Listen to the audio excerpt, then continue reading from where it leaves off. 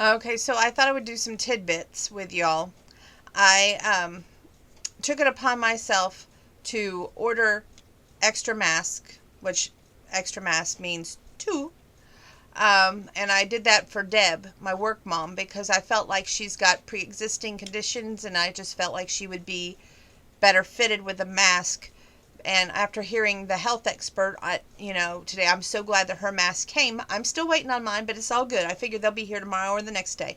I'm not in a rush. And I'm going to give her mask tomorrow, along with a little Mother's Day treat. I'm really excited about that to cheer her up and make her day. And, of course, magazines and yes, some more books. So, historical romance books. If you guys have any historical romance, get in touch with me so I can get in touch with my work mom and give her some more books that she loves to read. Also, I got her a telephone operator doll that is porcelain.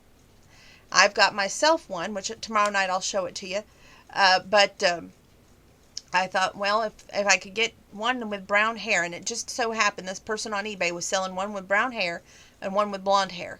Same exact doll, same exact parts, paperwork and all, porcelain, mind you.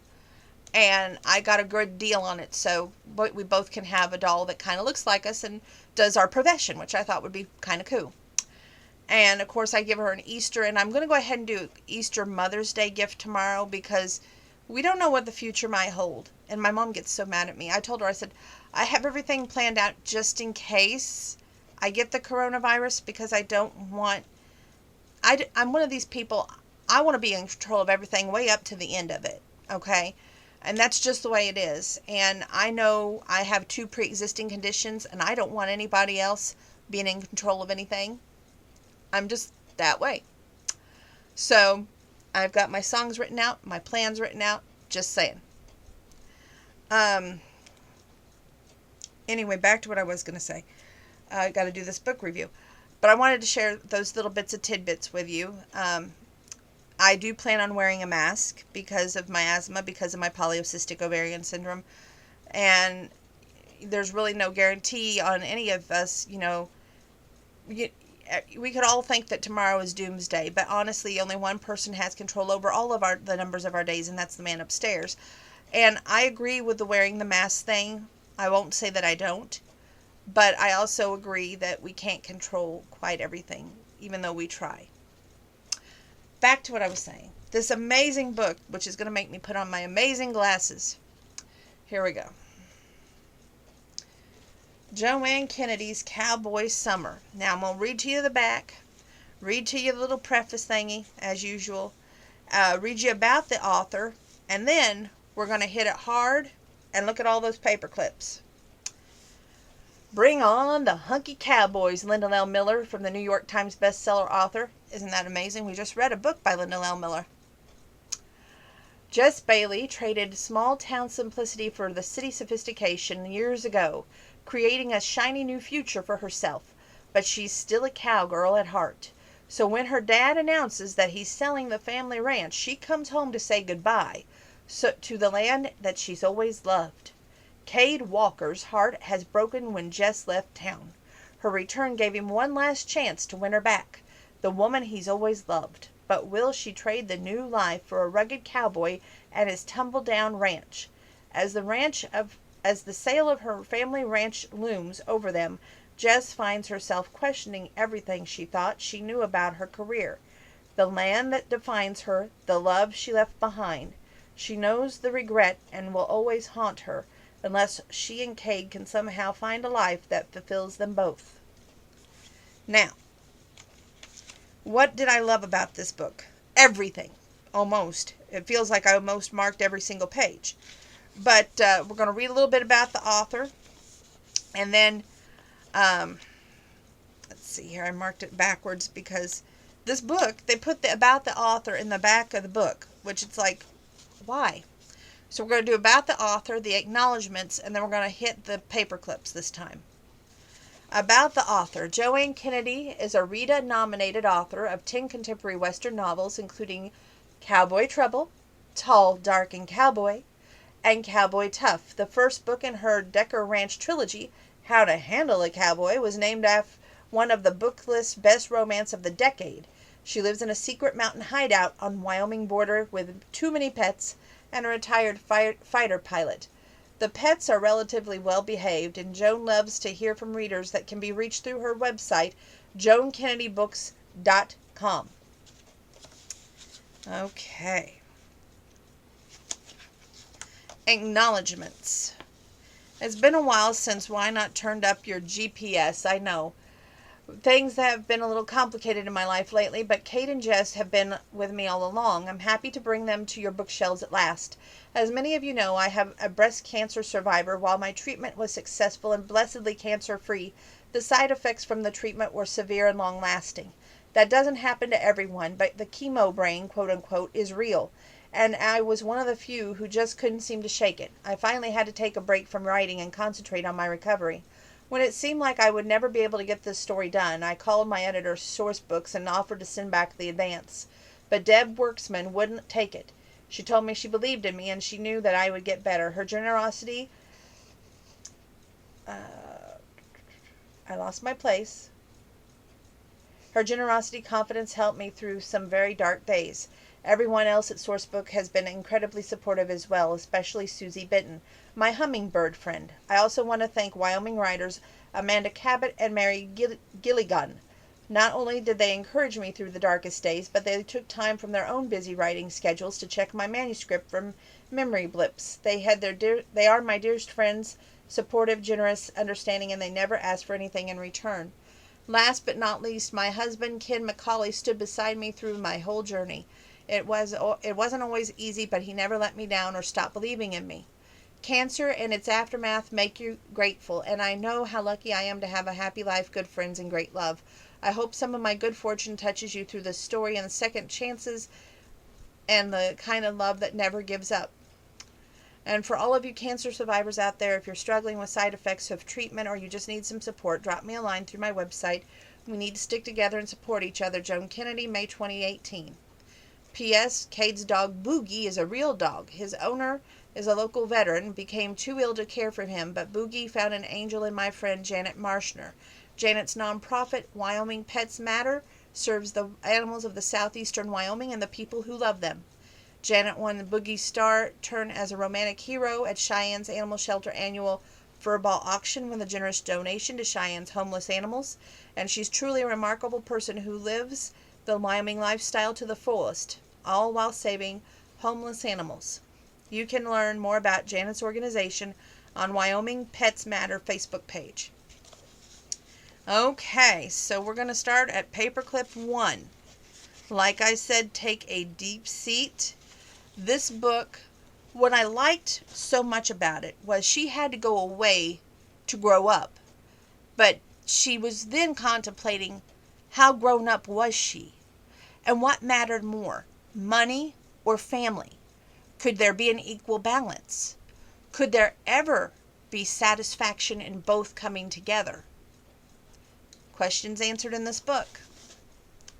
Starting on page 45.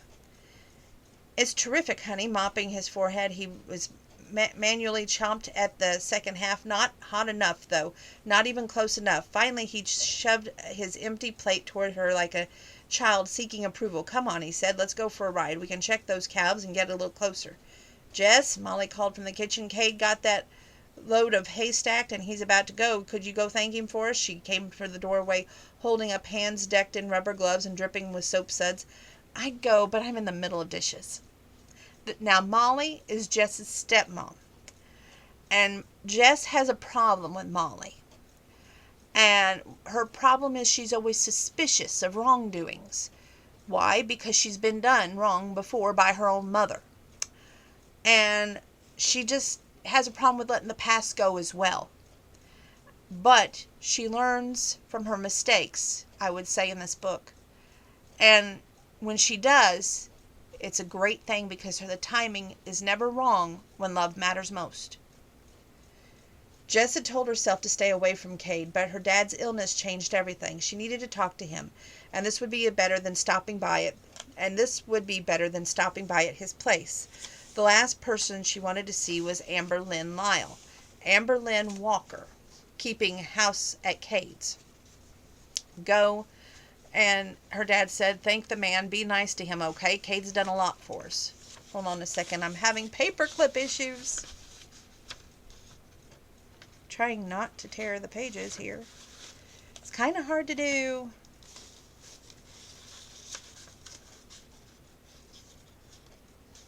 There we go. It's got a little tear in it, but not bad. First time that's ever happened. Go, her dad said. Thank the man and be nice to him, okay? Kate does a lot for us. She went mulling over there what Molly had said and wondering what was wrong with her father's heart. There was certainly nothing wrong with her own. Was beating fast like a jackrabbit, making her dizzy and a little faint. Shoot, it was just Cade, and she was saying thank you. Nothing could possibly happen because he was married. Married. She wished she could pound that fact into her brain like a nail, so the pain would remind her the truth every time she thought of him. And those shattered crystal eyes, those manly muscles, and that utterly spectacular cowboy butt. Heck watched his daughter walk away with a sigh of relief and pang of guilt. He pretended to be disappointed when she wouldn't go out and chase cows, but the fact was he didn't have the energy. He didn't have any strength to do much of anything these days. Molly bustled in the kitchen and gathered the plates. She was always bustling, and no wonder. She was a spirited 45 young, while he was an old man 64, so all the work of the house was falling on her soft shoulders. At least he'd talked her into quitting that teaching job. Crazy woman had wanted to keep working, but heck, Bailey could support his own wife. Thank you very much. No wife of his would ever have to work. He felt a flutter in his chest and put a hand over his heart. Long as his ticker held out, they'd be fine. He felt like a man in the prime of his life when he met her, and he mocked fear about sometimes dangerous work he did on horseback. But then he'd come face to face with mortality, and they'd had a long, serious talk about the future. He hated long, serious talks. And these days, he didn't much like the future either. Canting one hip, Molly gave him a flirty smile and nodded toward the barn. Looks like our little plan worked. Of course it worked. He made a pistol with his finger and pointed at her way. You're a devious woman, Molly Bailey. Oh, pfft. She waved a pretty plump hand in the air. Dimples blossomed when she smiled, and darn it if she didn't look pretty as a spring heifer sleeping in the sun. I just know that how women think. Jess got too proud to come back home, especially after Cade got into that mess of a marriage. She needed a reason to come, and we gave her one. So here she is. Now what are we going to do with her? Heck sighed. I told you her mother poisoned her mind when it comes to ranching. She'll go back to the city just as soon as she can kick her boots off. It all depends on Cade. Molly glanced out toward the window toward the barn. I think she'll stay in the inn. You know what? When they're meant to be together, and that girl belongs here in a way that I'll never will. And that was page 45, 46, 47.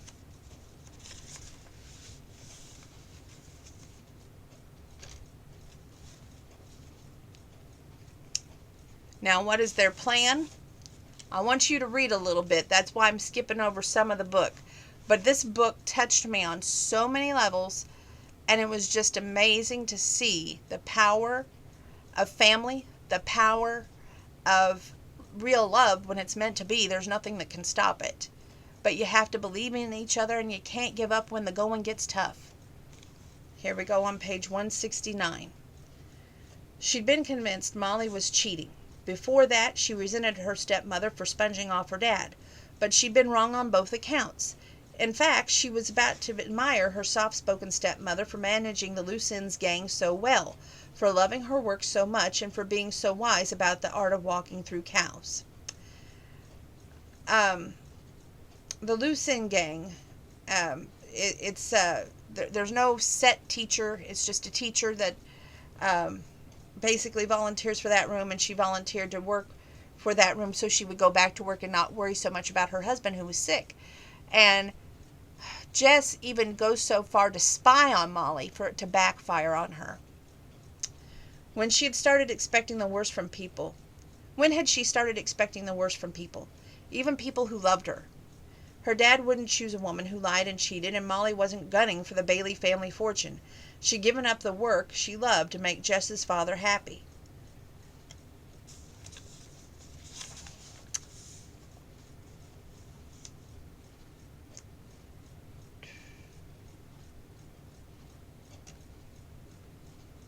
Okay, the idea of a retirement community was a good one, a safe one. It's not the one Heck would choose for himself, but there was another way. She remembered Cade's eyes, the warmth of his hands on her skin, the way they fit together, as if nothing had changed, as if they were meant to be together. We could help each other more than you realize with you here and me helping out. Heck could stay. All of a sudden, the ocean waves that had loomed so large in her mind seemed to recede from the shore. Hadn't she heard the Hawaiian beaches were always crowded and the ocean smell of the fish? Did she really want to give up her home, her horse, and her cowboy for that? When she imagined walking to Cade every morning, kissing him before she slept each night, she wondered why she ever left. She'd been wrong about Molly, and she'd been wrong about Cade. Was it so hard to believe that she'd been wrong about herself and what she really wanted?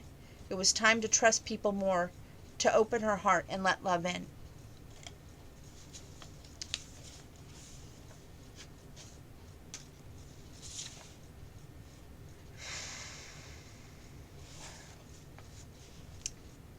Now, I don't really know why I marked all this. So, let's see here.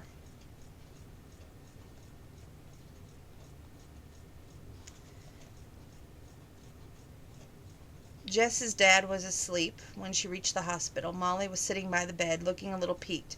She gave Jess a weary smile. The doctor gave him something to sleep. He wouldn't notice if an elephant walked in the room. Good. It was like talking to a stranger. Jess's evil stepmother was gone, leaving Jess herself the villain in the story, the evil stepdaughter turning the fairy tale on its head. No wonder she hadn't found her own happy ending. She didn't deserve one. You and I need to talk. I thought the coffee shop would be good. Molly sounded a little stern. Your dad won't notice we're gone. Jess glanced at her father, who looked strangely angelic with his eyes closed, a serene smile on his face. The little hair he had left curled around on his head in tousled disarray. Okay, I could use a latte, Jess thought, and they headed down to get the cafe. It had been a hard day. We deserve cookies. You deserve cookies. I deserve a good, quick, swift kick in the pants is what she began to think about herself. What's the matter? I don't know. You're upset I left your dad alone today. It isn't it. Jess searched her mind for the source of her emotions. It's just, why didn't you react when you saw me at the door? You know you had something wrong, but you let the kids keep reading. It was like they mattered more than my dad. I'm sorry, that's awful. They're kids and they matter more than anybody. It's just, everybody matters. Molly broke a cookie in half and took a bite. But you're right, these kids matter a lot. 2 of them have the autism spectrum. One has a really severe case of ADHD, and the others, well, they tend to act out. They need a teacher who's calm and control, and I wanted to react, believe me, but I can't let my personal issues ruin their chance to learn. Jess felt about as inch high. I didn't realize they seemed so good. They are good. They just needed someone to believe in their goodness. Jess was beginning to wonder why she hadn't believed in the ungoodness of her own stepmother when the woman seemed so willing to believe in everyone else around her. They're my kids, you know, Molly said. If I never had any of my own, so I would love them any way I could. Why didn't you? The question had been lurking in the back of Jess's mind. Her inner witch was brewing suspicion in a big iron cauldron. The contents of the cauldron, said Molly, had been waiting for a rich enough husband who could give her an easy life so she wouldn't have to trade up like Jess's own mom had. It's a medical thing, endometriosis, Molly said. For a while I was hoping you and Griff could be... She waved her hands and erasing her words. I'm sorry, that's not fair. You already have a mother, one who's beautiful, successful, and that's at least what I heard. Jess huffed out a sarcastic little laugh. My mother left us like a litter of stray kittens. Once somebody richer, Dad came along, rearranged my whole life to win her back, but I finally figured out she just doesn't care. She picked up her napkin, cleaning a smudge off the table as if her life depended on it. It did, in a way. She just might die of shame if she had to look at Molly in the eye. I'm sure she had her reasons, Molly said gently, but I think it made it hard on you to trust people with your heart. Jess shrugged. She obliterated the smudge and moved on to folding the napkin into a perfect square. Molly reached over and placed her hands on Jess, stilling her. It's okay, she said. But think about it. Your mother did. I don't want to criticize her, but it changed you. Maybe you need to think about that. See if it helps you open up a little. Jess finally met her stepmother's eyes. You're not talking about opening up to me, are you? No, Molly gave her a coy looking up, whistle looking down smile that reminded Jess of Princess Di. I'm talking about Cade. He loves you, you know. I think he could make you happy. I know, everybody thinks that. Sometimes I do too. She wondered if Molly was right. Maybe her mother's reason handling over her heart felt like jumping across the Grand Canyon without a net. I live in Denver, though, and he can't live there, so it's impossible. Are you getting a little ahead of yourself? The future has a way of forming on its own. Wait and see what happens. Molly took another big bite of her cookie. Love doesn't have to be a big, momentous decision. Just enjoy it for what it is. Jess stared down at the table, her forehead creased. She felt like she'd been handed an impossible math problem. So complicated she couldn't even begin to solve it. I'll try, but I do have to think about the future. I'm hoping for a promotion to a new location, she frowned. She couldn't bring herself to tell Molly how far away that location was. In the light of her stepmother's smile, it seemed so selfish to go so far away just so she could live on a beach, because truth be told, she was starting to think she shouldn't leave her father that far behind. Shoot, how was she supposed to make this decision? Molly was wrong. Jess couldn't let the future form on its own. She had duties, obligations, but most importantly, she plain dang loved her dad. Molly was still smiling, obvious to tempest raging in Jess's heart. That's great about that promotion, hun, she said. Just remember, though, money's not everything. Sooner or later, you're going to want a family. Don't get so busy and ambitious that you forget. Jess remembered what Molly had told her about being unable to have children. Then she remembered Cade's mythical baby and the little Cades and Jesses that danced through her mind at that thought. I don't mean to tell you how to live your life, Molly said, and I just want you to be happy. Once again, Jess could feel the stepmother constructed in her mind, and the shriveling light of truth, the sultry siren who seduced her father, and fixed the evil eye on a life of leisure had replaced by a sweet, dedicated schoolteacher who loved him, who seemed to love everyone, even her suspicious stepdaughter. They stood, as if some prearranged signal, and began gathering their cups and napkins. You thought I was cheating on him, didn't you? Shoot, you can never fool a teacher, Jess said. You guys can read minds. Molly chuckled. I can't read minds. I'm glad you're so protective of your father. Lord knows he needs protecting. Jess couldn't help but laugh. But I promise you I'm not the cheating kind, Molly. That man is the love of my life. I feel lucky beyond words to have him. Jess pretended that she had something in her eye. It seemed like she was on the verge of tears these days. It never was like that at work, where she was always caught up in a whirlwind of accomplishment. She didn't have time for pesky distractions or feelings like love or happiness, come to think of it. We should probably get back to him. I'd hate for him to wake up and find us gone. I'll go home, I think, Jess said, if he wants to see you. To her horror, a sob escaped. With all the emotion she's been holding inside gushed out like water from a fire hydrant. Molly turned with a little sob of her own. She opened up her arms, and Jess walked right into him, resting her head on Molly's poofy hair. This woman might not be her mom, but she sure felt like one. And God knew Jess needed one.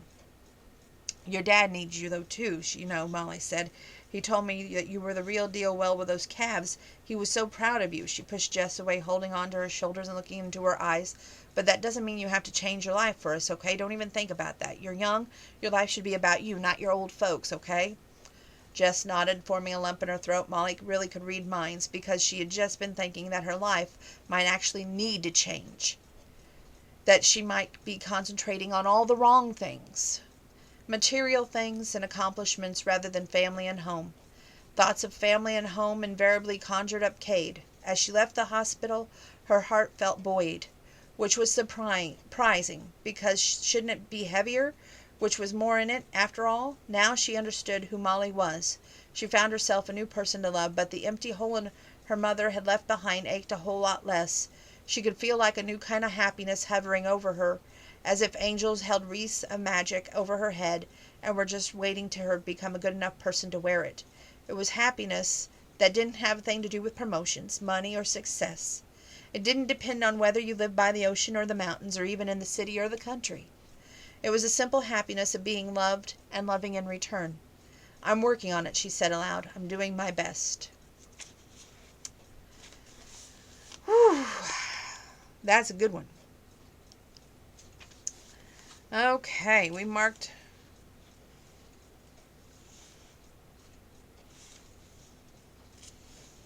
page 179, but I'm trying to figure out why I marked page 179.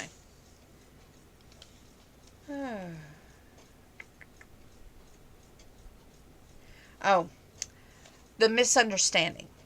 Now, these two have been like everything first together first, okay? So she pretty much feels comfortable with Cade, that she goes over to Cade's house, climbs up, taps on the bedroom window, but Cade isn't the one who answers. His ex-wife is at Cade's house and in his bedroom. Where's Cade? Cade's not in the bedroom. But she doesn't see that. All she sees is the ex-wife getting up screaming, Cade, Cade, Cade. So, of course, conclusions are jumped. Jess leaves. But we're going to... Okay. There we go. Page 183. The screen door slammed, and she turned to see Molly, the cute comfy in a plush robe, carrying 2 steaming mugs of coffee. Thanks, she smiled at her stepmother the best she could, hoping Molly wouldn't notice that her lower lip was trembling. She wasn't ready to talk about what happened. Molly would probably make an excuse for Cade. Maybe there was an excuse, but Jess knew she could never forgive her this or even forget. If her hopes had flown a little less high and her heart had been a little less eager, she might have been able to withstand the shock. But the higher your emotions climb, the further you have to fall. And the worse it hurt when you got dumped in the dirt. Fortunately, Molly was oblivious to her mood, and fortunately her perkiness grated on Jess's frayed nerves. Every night I forget how wonderful this place is. Every morning I'm surprised all over again. It's just so pretty. Jess stifled a snort. Pretty. Molly was sweet, but she had no concept of what this land meant or how it mattered. The view was a stupendous, momentous, a gift from God. Sunrise bathed in the pasture and the peach and the ivory, azure and gold. Every blade of grass stood straight as a soldier, while the pond beside the barn reflected like a flawless blue of the sky, like a mirror. Sorrow had a way of intensifying light and color, so rich and red of the barn and the deep green of the pines. The vibrant yellow of the sunflowers tumbling over the fence burned into her brain like a brand. She wished she hadn't even come, hadn't fallen in love all over again with the land, with Cade, with the horses and the work and the thousand little details that hit her heart at every turn. A sob rose in her chest, aching the truth that she thought she'd smothered before she even arrived. She'd been fantasizing about staying, accepting Cade's love, moving back home, taking up the life she left behind. She loved her job, but she loved him more. She realized Hawaii would never be home any more than Denver had been. This was where she belonged and mattered more than the deepest ocean or the most pristine beach. But for all those dreams, they had to end now. Staring out at the mountains, she knew she had to leave as soon as she could. She'd bury herself in her work while she was here, clean up the house, put it on the market, get the place sold, settle her dad and her mom in a new home, and there was no longer a chance that she and Cade could save the Diamond Jack. It was good as gone. Then she'd go back to her life she'd chosen and fight for the promotion. If she couldn't score Hawaii, maybe she'd transfer to Chicago, New York, maybe San Francisco, somewhere far, far away, so she'd never have to see Cade Walker again. Because her love hadn't died at the sight of Amber Lynn, it had dug deep inside her, changing from a blessing to a wound, new and raw. It had to be cleaned, closed, and healed, or it'd just scar her forever. Oh. Page 188. She stepped back and spread her arms as if to show off a city chick she was, but looking down, she remembered she was wearing an old western shirt with a pocket torn off, a pair of Wranglers smudged in dirt worse. She realized how tan she'd become, how much muscle she'd put in the short time she'd been home. She looked about as a cowgirl as a woman could. Oh, never mind. She couldn't help laughing at herself, miserable as she was. I'm trying to face facts. This place is dangerous for Dad, so let's put it on the market. I'll find an agent. You guys can start looking at retirement places. She paused, struggling to control the storm of rage inside her. It's not like I'm going to stick around, not after finding Amber Lynn in Cade's bed this morning. Molly gasped, one hand fluttering to her throat. No. Yes. Jess wiped her eyes. Okay, it wasn't anger, it wasn't sorrow. It was pure and permanent. Her stepmother was regarding her with open-mouthed horror. Don't worry, Jess said. It sounded so casual. I'll be fine. I have to be. I'm on my own, and I've got things to do. Slamming her cup down on the railing, she clasped a hand over her mouth and raced upstairs. And she tells her husband, "Honey, we've got trouble." And this is page 188, 189. Heck turned in his hospital bed, shocked at the tone of Molly's voice. His wife was cheerful. She thought cheerfully, complained cheerfully, even lectured him on shortcomings cheerfully. But today she lumped into that chair beside the bed, nursing an air of defeat. "What kind of trouble?" he said. "Jess is calling the real estate agent right now. Something happened with Cade. She says she's ready to help us sell the place." "No!" Heck plucked the sheet over his chest and wished he could leap to the bed like some heart attack Superman. He hated being helpless. He hated being sick. He really hated being stuck in that bed in the hospital where he couldn't control anything that was going on at home. He thought about breaking out, but he wasn't sure he could walk down the hall to make it a home. He was so miserable, looking forward to his surgery. He just couldn't understand all of his life. So how was it possible for him to barely stand? Okay. He ran a hand over his face. He could wipe away the wrinkles of old age. I really thought getting her home would work. I thought that Cade would set things right between them, and they'd be hitched by June. I thought so too. What ding-dang muck bucket happened? His voice rose to a querulous old man whine. He hated the sound of it, but he couldn't help it. "Last I heard, those two were all lovey-dovey in the barn." She stared down at the floor, shaking her head. "I told you. Amber Lynn's car was over there." "There's no way that boy would be fool enough to take that little witch back. Damn near ruined his life the first time, and you know it." "So you'd think, but I saw her car and, well..." Her voice trailed off, and he knew she was hiding something from him. Could Cade really have been fool enough to fall for Amber Lynn again? If he had, no wonder Molly was hiding it. He'd be obligated to go over there and punch the boy's lights out. And he hadn't felt up to it right now. He sighed. He'd been sure that his daughter would lasso Cade, drag him down to the altar, and set up housekeeping for the two of them, either at the Diamond Jack or at Cade's place. They'd run the ranch, and Heck could give him the advice. He had lots of advice. That's all he did have. "Maybe it's inevitable," Molly said. "Ranching, I don't know. I always feel like we live in the past. I'm not sure if there's a viable way anymore." "Why the hell is that? Or why the hell not, excuse me. It's my way of life. It always has been." Molly started to speak, probably to apologize, but he bulldozed right over it. "My way of life, and Jess's too. She's my daughter, and it's up to me to make her happy. Instead, we came up with this crazy plot, messed her life up, and broke her heart all over again." He jabbed a finger at Molly's face, making her flinch. "I never had any secrets until you came along." "Oh, for heaven's sake." She stood there and shot a glare right back at him. "Now, I'm the problem?" Nervously, he clutched the sheet, wondering if he'd gone too far. "I was doing my best to help," Molly said, "but since you think I'm the problem, I guess I better get going too and fix this too." Turning, she stalked out of the room. "It was all your idea," he called after her. "I never should have agreed to it." He thought maybe she'd come back, and only to defend herself, but apparently it ticked her off pretty good this time. "That's just fine," he muttered. "Don't go messing with my life again. It's my mess. It's my mess." He loved Molly, but screwing with her life, this crazy scheme, when it all planned to simply tell Jess to come home. Tell her to give Cade and the ranch another chance. The boy would make her happy. She belonged on the Bailey land. He remembered how Molly laughed when he told her that. Page 192. "You can't tell a woman who to love," she said, "or the daughter of yours what to do." She'd been right about that last part, but the idea hadn't worked any better. Now they'd have to sell the ranch, the only home he ever had. Jess would walk away mad, especially if she found out how he and Molly had manipulated her. A thunderous cloud of misery, full of bursting, floated over his mind, and cast his whole life into a shadow, casting a sob in his throat. He glanced over at a chair, out of habit, to make sure Molly hadn't heard. But she wasn't there. She stormed out mad, and he wasn't sure when she would come back, or if. She'd been gone more and more lately. Sure, he slept a lot, but when he woke up to the empty chair, maybe he was losing Molly too. Page 194. "Cade, I need to talk to you now." Flying the door open, she almost hit him in the face. "What the hell's going on?" He looked shocked. He probably never heard her swear before. "Why is Amber Lynn here?" she continued. "And why is my daughter crying her eyes out at home when she should be the one with you?" I... He lifted his hat, scratched the back of his head, and then looked out at Amber Lynn's car and frowned. It's not really a good time to talk. I promised Jess I'd help her with those calves today. I need to load the horse. And, Cade, Jess is crying in her bed. I don't think she's thinking about calving. He tugged his hat back down. Then I'll do it myself. Need to get going before the sun starts getting hot.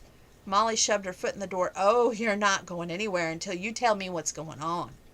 He stared at her a moment. The boy looked exhausted, and she felt a little bad for him, but she wasn't done being mad, so she just gave him a look, the kind of look that teachers reserve for problem students. Sighing, he held the door open. Come in, then. Molly glanced back at Amber Lynn, then gave Cade a dirty, hairy squint. She's not coming in, is she? Nope, she's leaving. Good. Molly stepped into Cade's little house, and her heart broke all over again. She could just picture Jess prettying it up, cooking with Cade. They would be the kind of couple where the wife would do all the housework while the husband worked outside. Jess' life here would be the center of all things she loved. Wyoming, horses, Cade Walker, and someday babies. She doesn't know it, but that's her world. What's going on? She sat down at the table, looked into Cade's honest gray eyes. He met her gaze without flinching, which meant he probably wasn't actually sleeping with Amber Lynn. Why is your ex-wife here? She was here when I got home one day, and she wouldn't leave. Outside, Amber Lynn was gunning the Cadillac engine. She probably was upset nobody was paying her attention. Some guy hit her, Molly, Cade grimaced. I couldn't send her back to him. Why couldn't she go to her dad? She figured that this was the first place the guy wouldn't look. Why wouldn't he find her here? He might, but then I would have to... But I was here if it happened. He looked down at his feet, as if fascinated by the stitching on the boots. She'd been abused, hit, Molly. I couldn't turn her away. Molly sighed. I guess I can understand that, but Jess won't. I know. He dropped onto a chair and held his head into his hands. She came over here, tapped on my bedroom window this morning. It's something we used to do back when... You know, but I let Amber Lynn use the bedroom, and she opened the window instead of me. Oh, Cade, Molly whispered. No. I tried to help an abused woman, that's all. I need to make Jess understand that. Reaching across the table, he palmed a big pig-shaped pepper shaker with a smiling face that mocked the hopelessness in his eyes. I know I should have kicked her out, but there was that black eye, her hair, and hadn't been taking care of herself, and that's unlike her. He stroked one finger down the pig's snout. It didn't matter who she was. I couldn't turn a battered woman away. He looked up at Molly's eyes. You know my dad hit my mom. Okay. Page 225. Jess watched her stepmother go, figuring Molly knew exactly what or who Cade was doing, but she did her best to smile while they gathered the plates, forks, and knives and cake theft. She owed her stepmother for loving the heck out of Heck Bailey and making him so happy, so she'd do her best to forgive her for whatever part she played in that scene at the trailer. To find out about that scene at the trailer, you gotta read the book. Whatever she'd done, she probably meant well. Jess wasn't about to assume the worst of Molly, not again. And an hour and a half later, the little lamps on the wagon wheel light turned the kitchen table light happy faces, and Jess felt absolutely safe in the center of her family. That happiness the angels had promised, maybe that was it, and probably, it was enough and always would be. Even if they ended up sitting around a different table in some retirement village, and they'd still be happy as long as they were together. They played a couple of rounds of Jim Rummy, laughing when Heck tried to cheat.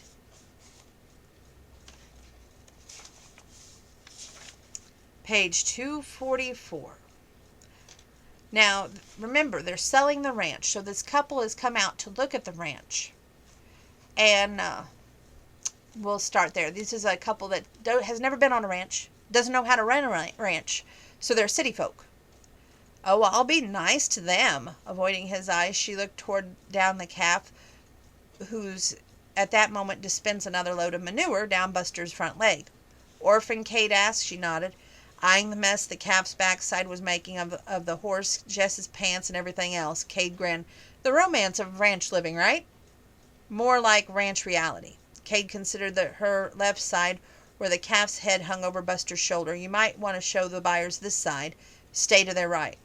Jess glanced at the riders and grinned an evil grin. I don't know. Maybe they need some real ranch reality. I'd hate for them to get into something they can't handle. She gave him a hard look. Reality's always a good thing. Got to face it. You know, sooner the better. Maybe you do, but they don't. Cade's friendly face turned grim.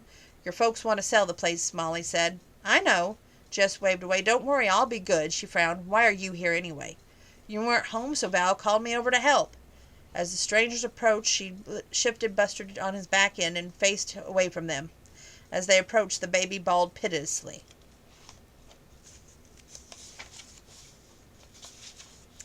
Page 248. So, the city slicker has noticed that Cade and Jess aren't getting along. Now, Cade's the neighbor, remind you. And Jess is the, part homeowner because it's her dad's ranch before, it's always been in her family. So anyway, the city slicker tries to give Cade some romantic advice.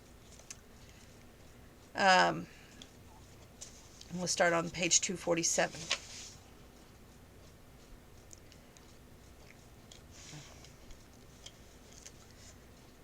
That your girl? Used to be. Ah, the man nodded sagely. Try jewelry. Anytime mine's mad, I just get her another necklace and everything's hunky-dory again.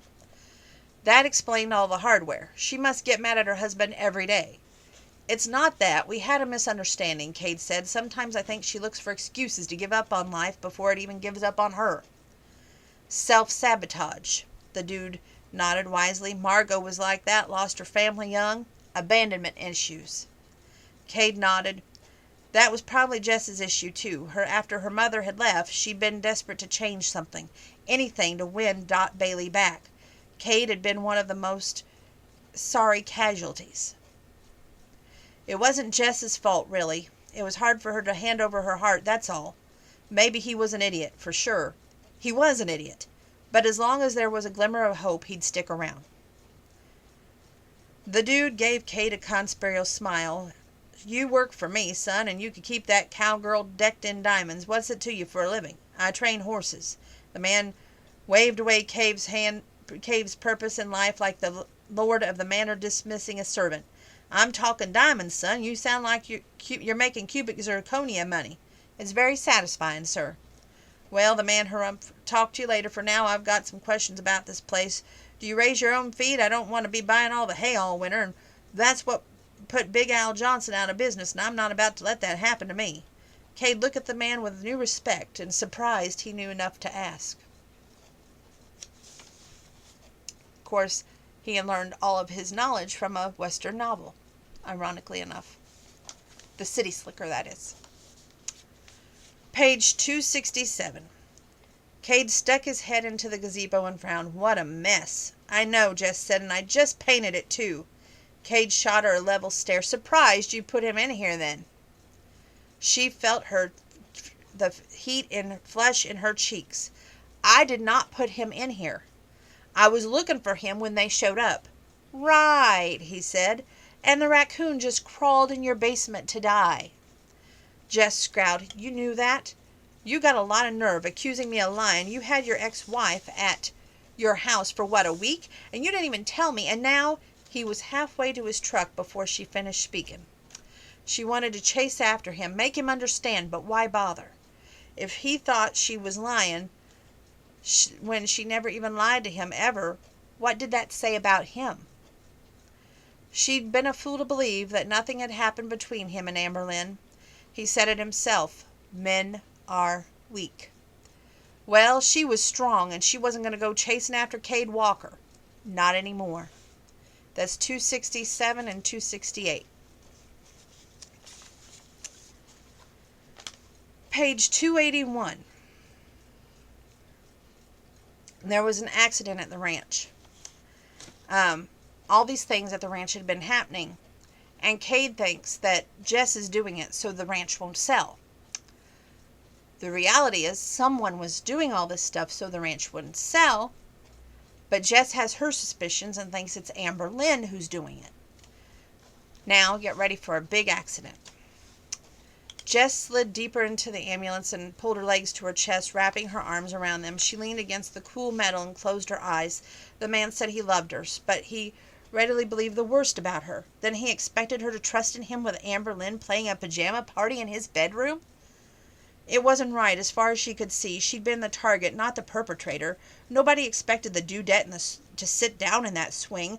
The trap had been set for Jess, and whoever had done it was sneaky, underhanded, and mean. Jess wasn't like that, but she knew someone and somebody who was. The world waved before her like her underwater dream.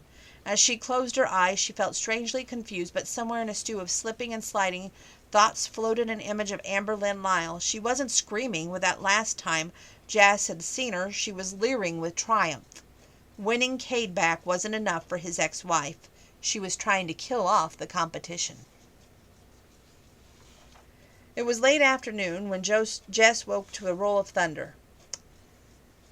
Great, just great. Lashing and antique fainting and the vapors, how appropriate. A second thunderclap made her wake up. Okay, Jess, talk to me, please. Maybe those Victorian women were into something. Maybe nobody could bother you if you were conscious. She threw back her head and left her forearm fall over her forehead to shield her eyes. Cade might think he had something to say, but she wasn't listening. She was done. Done with Cade Walker. At least let me know you're all right. I'm not, she mumbled. She felt his hand brush her shoulder. What hurts? Nothing. I'm all right with you being here. I know, and I'm sorry about that. I'm not all right with you being here. I know, and I'm sorry about that. Page 283. She felt him take one of her curls between his fingers. He gently pulled it straight and then let it bounce back into place. It was a tender signal between them, one of their many declarations of love when they worked things out over the years. Her tears were already threatening, brimming over as another clap of thunder shook the house. Look, I almost lost you, Cade said over the racket. I mean, I know I lost you, but you could have been killed. It made me realize that I just need to be okay. Don't know if I will ever be okay again. I guess that's up to you. She didn't answer, hoping he'd go away if she ignored him. I wasn't sleeping with Amber Lynn. I wouldn't do that, and I think you know it. She shifted and cracked one eye open. The so-called slipper chair, dwarfed by the long legs and broad shoulders, looked like something from a dollhouse. And because deep down she was dumb enough to believe him. Outside the hail was ceasing, and sudden silence amplified his words. I'm not leaving till you talk to me, he said. I'll sit here all day if I have to. You know I'll do it. Same as you know I wouldn't cheat on you. Can't say it's much of a hardship anyway. There's no place I'd rather be than with you, and you know that too. Not really, because you weren't with me. Not really. You were going home to her. Page 284. I didn't want to. Then why didn't you keep it a secret? Then why did you keep it a secret? I don't know. That was just stupid. I just didn't think you'd understand. He paused, and it looks like I was right. Her hair was disheveled. Looked towards him. How could you love a man who'd broken your own heart? Then she wouldn't know what it was like to lie in his arms. She wouldn't know the last time that he looked at her that way in the hayloft where they reunited the love that they shared all those years ago in their almost life. Love that they had faded like a banked fire, but it just never died. Closing her eyes, she channeled unconscious damsel again, and she prayed for oblivion. Page 291. It didn't surprise him that Jess wasn't scared of much, but she was scared of love. The way her mom had left and broken her heart, she carried that pain like a shield all her life. Behind it, she was wary, liable to bolt like an animal that had lost a limb in a trap. She looked down at their hands, then up at him. The lines in her face was forged by worry, had smoothed out, but there was no getting past it. He thought of Redline standing at his shoulder, ready to last. In that moment, that decision was the end of a horse. They gave their whole hearts. Women? They were a little bit more complicated. That's page 292. Page 293. Jess wanted to be with Cade again, to live in the perfect circle that held the two of them together, bound by a lifetime of love. She longed to put this whole Amber Lynn mess behind him, but things weren't quite that simple. For one thing, seeing Amber Lynn at his window reminded her of how wrong love could go and how much it could hurt. For another, she believed the worst of him way too easily. On top of that, he believed the worst of her too, and still did. He actually believed that she put Hermie, that's the cow that was sick, in the gazebo. unscrewed the swing to make it all fall down, and flashed the dude and dudette with Henry's mess backside on purpose, all so she could have her way, like some spoiled princess. She told him over and over again she hadn't done any of those things, but he wouldn't believe her. And then he had the nerve to insult her, and she thought that he'd cheat with, to be insulted that she thought he'd cheat with Amberlynn. Why did trust only work in one direction? His eyes were probing hers, trying to read her mind, but her thoughts were twirling, tangling like threads in the wind, unknowable to her. Maybe she was wrong, maybe she was crazy, maybe she was tired. I'm sorry, I just need time to figure out. A tangled mess of curls flopped from her forehead. She swept it aside with one hand. I've been wrong about everything. Ever since I got home, you know, I even thought I could run the ranch by myself at one point. You could. Not without your help.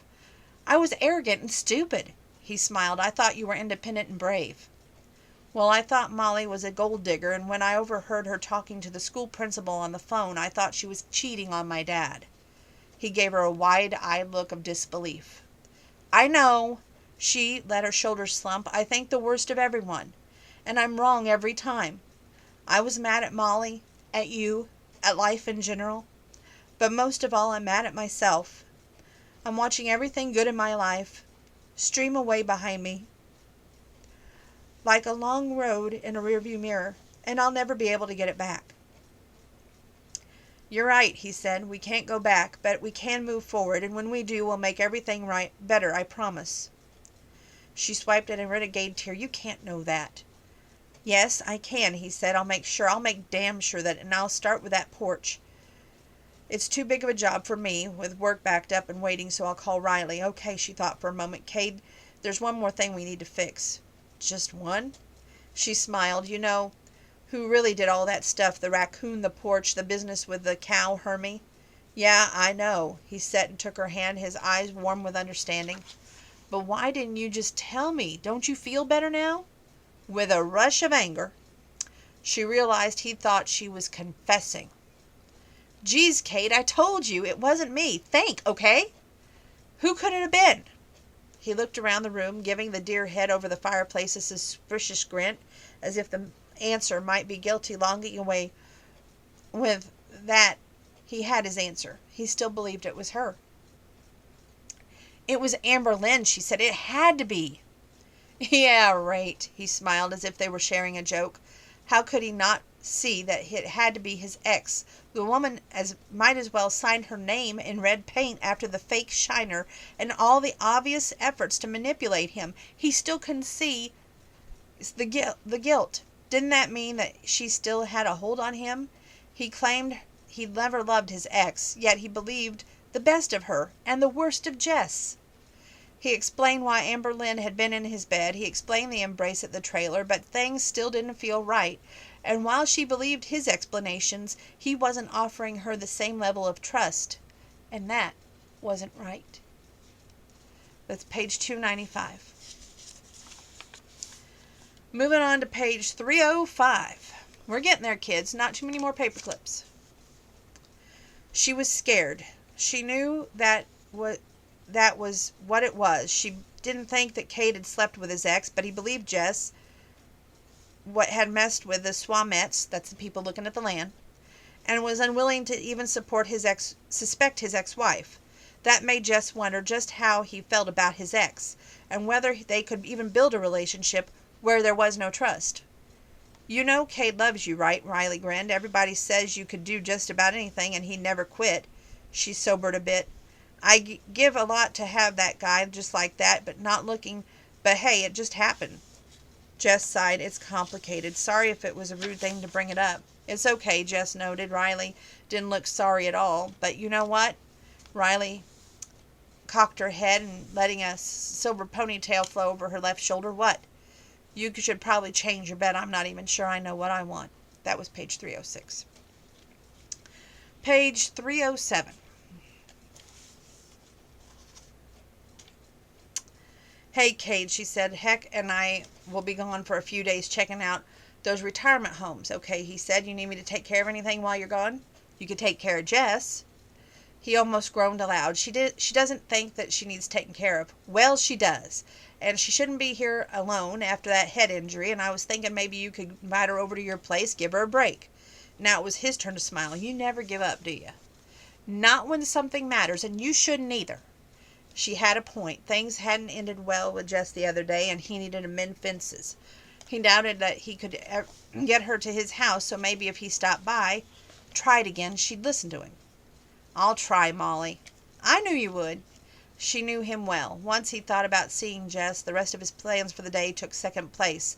He dressed hastily and rushed out for his breakfast. No boiled bacon today, he told Boogie. You get a ride, though. When they reached the Diamond Jack, Jess's car was parked beside the barn.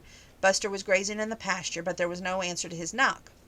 He tried the knob and stepped inside, followed by Boogie. Jess, she was home. He could hear the yodeling some sort of gibberish in the parlor. Boogie laid his ears against a head and yipped once, and the dodged back outside. Maybe Molly was right. Jess's head injury sounded something was terribly wrong. He strode down the hall and burst into the parlor like John Wayne slamming the doors of a Wild West saloon. Jess was on a step ladder, paintbrush in hand, cutting in a pretty cream color next to the ceiling. Dot Bailey's civilized furniture was stacked in the middle of the room, draped with sheets.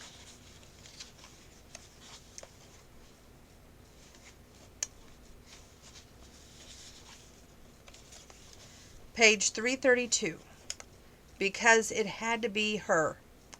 And it bothered him that she wouldn't admit it.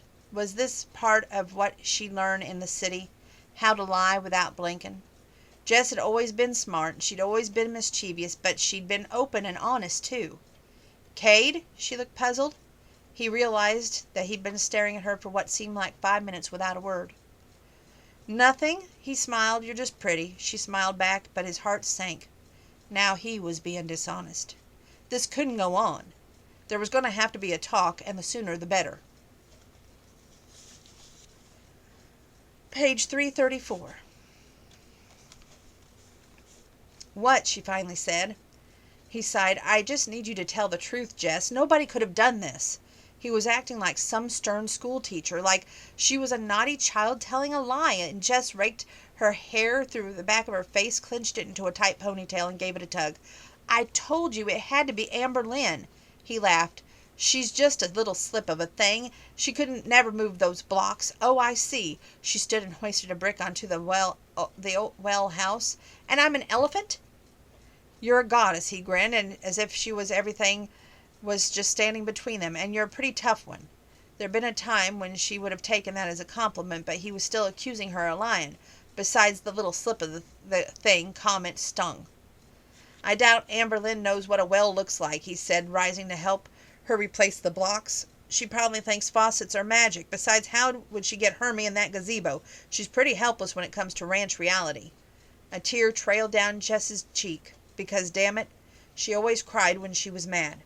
She reached up to bat it away, but he beat her to it, running the back of one of his fingers down her cheek. Hey, it's nothing to cry about. The smile faded, the gray eyes turning grave. Just trust me, Jess. Tell me. I did trust you, Cade. Crying probably made him think that she was sad or sorry, but that made her madder, which made her cry harder. I made up my mind to believe you about Amber Lynn, because that's how we are. We don't lie to each other. We don't cheat. Exactly, he smiled, as if encouraging a Francesca's child. So, don't you have something to say?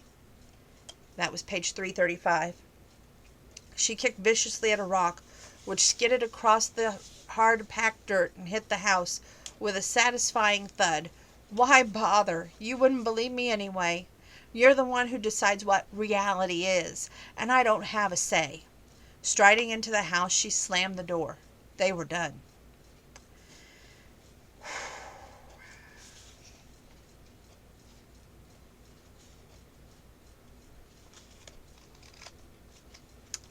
Page 368.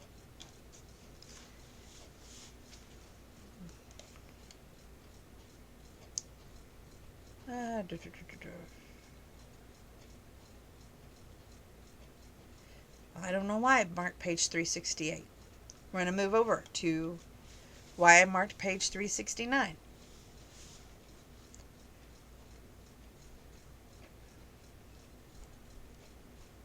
Well, we'll read 368 anyway. Jess drove away as fast as she dared. Once she rounded a curve and hid from Cade's view, she was parked in a pull-out by Willow Creek and shut off the engine. Folding her arms over the steering wheel, she rested her head on her hands and stared at an unseeing road ahead. When she left Amberlynn at the bank, she had a plan. Go to Cade, apologize prettily, tell him that she loved him, and watch his eyes light up. They'd celebrate, and that would be that. I'm not going to read what it says. Then, and she found herself looking forward to this part too, where she'd call her boss, give him her notice, maybe manage to save the Diamond Jack, or maybe her and Cade would live at Walker Ranch. One way or another, she'd go back to the life she'd been born to live. Her roping would get better, her riding too. Someday she'd be one of those old ranch women, wise in the ways of the world. The relief she felt and the quitting her job surprised her. She worked so hard at Birchwood, she lost sight of the fact that she didn't actually enjoy it. Sitting in the stark, brightly lit office, she missed the wide sky over Wyoming every day. She missed the friendly people of Wynot. She missed her family, her horse, Cade. Quitting would be like getting out of jail and going home, but she realized the truth too late. Now she'd have to make a different kind of call. Go back, keep gunning for that promotion that would lead her even farther from home, and go back to her second choice life. She knew she was getting exactly what she deserved. She asked too much of life and far too much of Cade. His love was deep and real, but she'd taken it for granted and pushed it for more. And no matter what he did, it was never enough. He was the kindest man she ever known, but he was still a man. There was a limit to what his pride would bear, and she poked and prodded until she pushed him over the edge. She demanded perfection, total trust. All the while, she'd never given his past a thought, how everyone should have loved him and failed him somehow or even hurt him. And she'd been the one of the worst. That was page 369.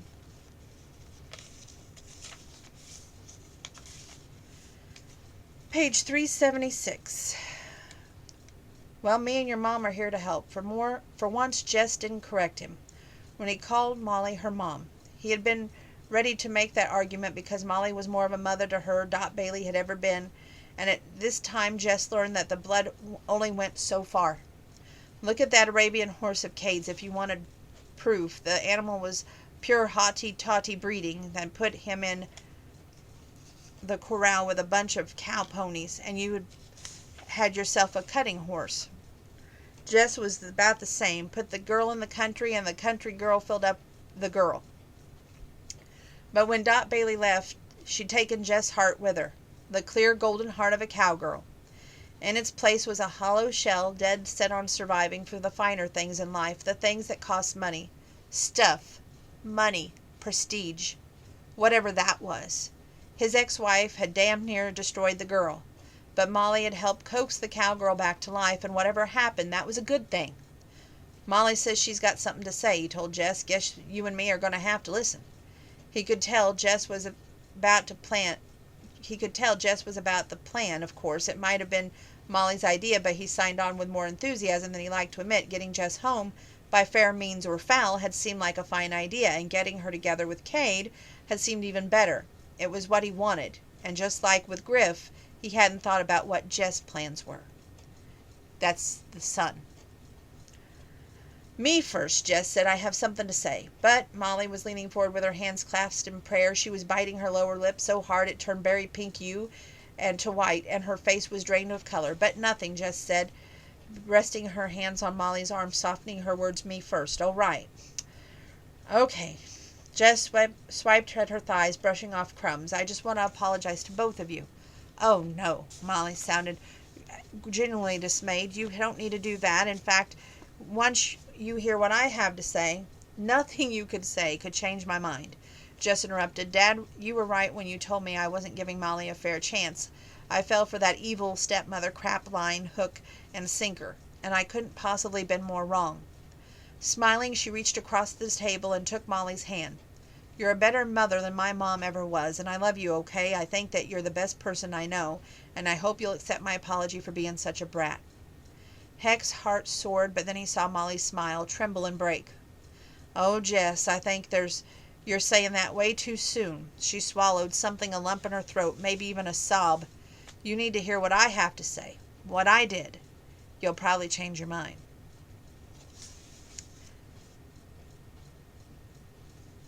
Okay.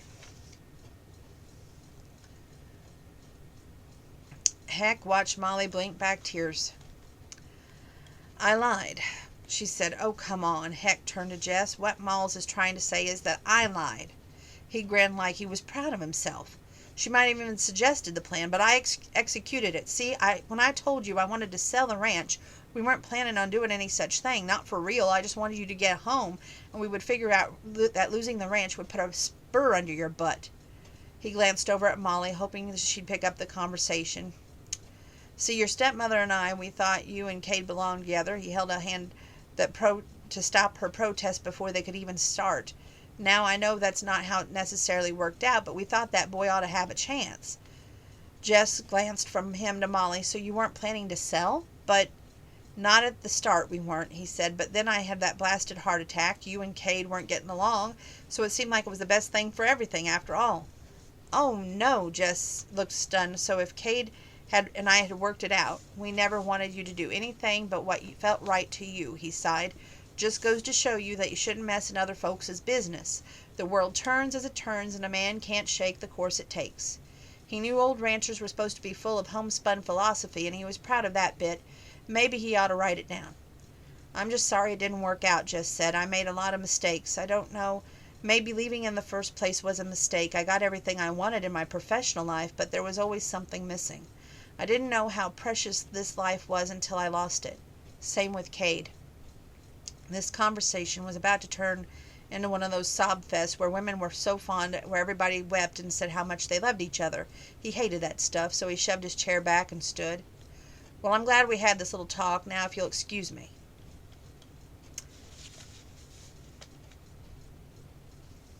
And then they get into finding out who really did all the pranks so that the ranch wouldn't sell. I want you to find that out on your own. Okay.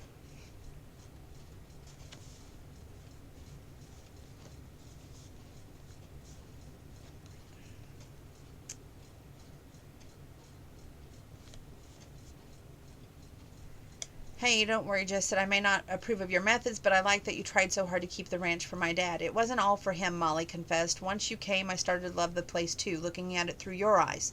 So I was trying to save it for my own sake too, and yours." Sitting cautiously on the edge of her chair, she took Heck's hand. It's like tongue twister. She took Heck's hand. "But I almost ruined everything, and now you're on the outs with Kate, all because of me." "It's not all because of you," Jess said. "It's because of me. It wasn't enough for me that he loves me or that he doesn't care if I do stuff like that. I wanted him to trust me, believe me, everything that I say, 100%. And I wouldn't bend." She sighed. "To be honest, it still bothers me. I told him over and over it wasn't me. Hell, I even thought it was you," Heck said. "Didn't seem like it could be anybody else. Of course, I didn't know I married a criminal mastermind." Molly winced, but her hand squeezed Heck's. "Just joking, hun." "Jess, I have just one thing to ask." Jess nodded. "When Cade thought you'd done these terrible things, the ones I did, was he mad at you?" "Not really. He seemed to think it was funny, but—" Molly stopped with her hand with a halt gesture. "Now, go take a look at your dad." Heck felt the room heat up as both women stared at him. "He knows now what I did. Does he look mad to you?" Jess grinned. "No, I think you could shoot the dude and dudette and bury them in the manure pile and he'd still forgive you." "Hell, I'd even help you dig the hole," Heck said. "You did everything for the right reasons, hun, and I love you anyway." 384 and 385 pages. And yes, it was the stepmother that did all these things so the ranch wouldn't sell. The city girl stepmother fell in love with the ranch because she seen it through her daughter's eyes and through her husband's eyes. So it became to know so much to her based on what it meant to them. Page 388. Heck wasn't much for lessons in moral, but here came another one. Maybe he could add it to his new collection of ranch-raised philosophy. "I made all these assumptions." Jess ticked items off on her fingers. "I assumed Molly was an evil stepmother. I assumed Cade was sleeping with Amberlynn. And I assumed Molly was Well, that she was up to something one time. He didn't know what that was all about, but he didn't care. All he mattered was the conspirational gaze between his wife and daughter, a look that seemed close enough to be the kind of love that he wished for them 100 times. You made some other assumptions about Cade, Molly said. I know. Jess's smile faded. I assumed he believed me no matter what, and that was making too much of him. Maybe you're right. He might not believe me, but he loved me, and that's what matters. She looked down at her lap. I assumed he'd always be here, and I was wrong about that too. What? Heck asked. Of course he'll always be here. He's moving to California, Dad, to work for John Baker. She put her hands over her face, pressing her fingers against her eyes. He gave up on me, and I don't blame him. John Baker, wow. Heck blew out his cheeks. That's something, but wait, you want me to go talk to him, get this all straightened out? He slapped a hand on the table. I'll tell him what's what if he needs to stay here with you. That he needs to stay here with you. Molly chuckled. Well, I guess there's one person here who didn't learn much tonight. Despite being near tears, Jess laughed too, and Heck felt a bit put upon, but the two women he loved most in the world were laughing together, so he swallowed his pride. You know, speaking of assumptions, Molly said to Jess, you should look at some assumptions you made about love. She glanced at Heck and then back at Jess. It's not perfect, hun. That was news to Heck, but he sure didn't want to get into an in-depth discussion about it. You can love each other half to death and still be mystified by the other person half of the time, Molly said. I mean, why does your dad want to hang out with that crowd down at the diner? Why does he want to spend so much money on boots? She gave him a cryptical up-and-down scan. And why does he wear such ugly shirts? It's a mystery to me. Hey, he looked down at the yellow and red number he was wearing. This is one of my favorite shirts. And that's fine. All I'm saying is, I don't know everything you're thinking, and you don't always understand me either. She looked at his hand and squeezed it. You don't understand how much my job mattered to me, and that's pretty important, Jess. He should have understood. Don't you think? Jess nodded. I guess. Did Jess and Cade wind up together? Was there a happily ever after? Did Amber Lynn come back into the picture? And if so, did she wind up with Cade? Did Molly and Heck go to an old folks' home and just leave Jess alone to sell the ranch on her own? To find out all the answers to these burning questions, and for a book that makes you look at life and make you realize that love should conquer all. Money doesn't matter that much. Success doesn't matter that much. The thing that makes you successful is love. Faith, hope, and love. And this book gets a 20. Pick it up. Read it. You won't regret it. Guaranteed. So, God bless one and all. Hope you're all still doing safe and well. And let's get through this together. God bless.